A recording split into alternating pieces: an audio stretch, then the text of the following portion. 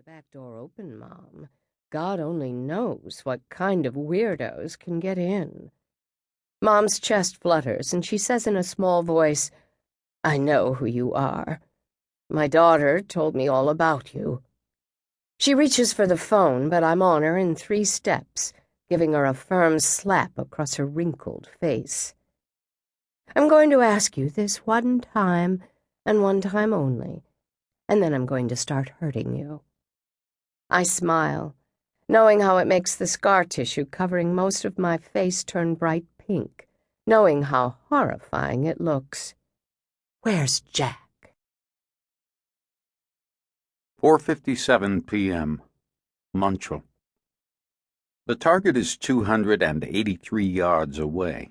James Michael Munchel knows all about mil dots and how to calculate distance with the reticle, but he's using a laser measuring unit instead. This isn't cheating. A sniper can and should use every bit of technology available to him in the field, whether he's on a roof in Dakar, Iraq, or crouching behind some shrubs in the Chicago neighborhood of Ravenswood. Munchel is sitting on the lawn, legs crossed, the tip of his unique Alpine TPG-1 rifle peeking out through the leafy green dogwood. He arrived here 2 hours ago, but had selected this spot 3 weeks earlier. The house is unoccupied, and Munchel has pulled the for sale sign out of the lawn and set it face down. Realtors probably won't stop by this late.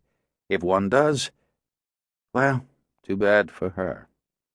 Munchel is wearing a camouflage jacket, leggings, and black steel-toed boots he bought at the Army-Navy surplus store on Lincoln Avenue.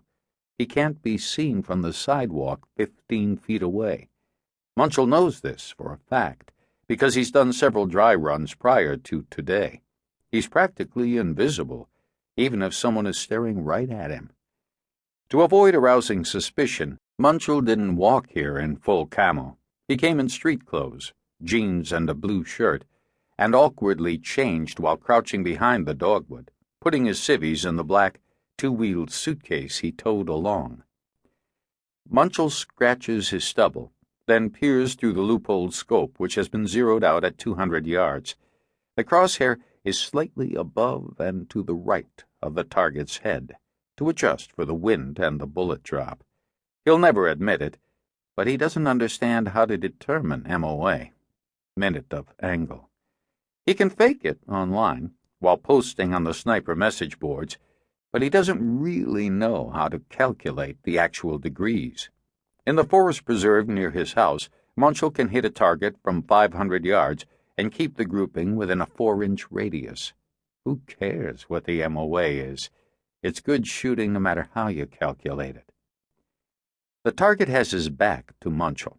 He's in his living room, on the first floor of the 2-flat, sitting at the computer, just like he is every day at this time. Predictability is a killer. The blinds hanging in the large 3-section bay window are open, and Munchel can see straight down the hallway, all the way to the back of the house. He nudges the rifle slightly to check what the target is surfing. Pornography. Some weird shit with chicks wearing rubber aprons and wielding whips. Freak, Munchel thinks. Deserves everything he's about to get. Munchel glances at his watch, a Luminox 3007, the same kind that Navy SEALs use. Less than a minute left. Munchel's hands start to shake, and he realizes he's breathing heavy. Not from fear, from excitement. All the training, all the planning, it all comes down to this moment. The butt plate is snug against his armpit. His face is tight against the cheek pad. The safety is off. The aluminum gun chassis is on the concrete planter behind the dogwood, a hard surface that ensures the gun will stay steady. Munchel takes a deep breath, lets it out through his teeth. His ears tell him there is no traffic coming, which is essential because he's shooting across the street. It would be bad if a car entered his line of fire at the moment of truth. The target stands up, walks toward the window, seems to look right at him. Impossible, of course. He's much too far away, too well hidden. But it's still unnerving.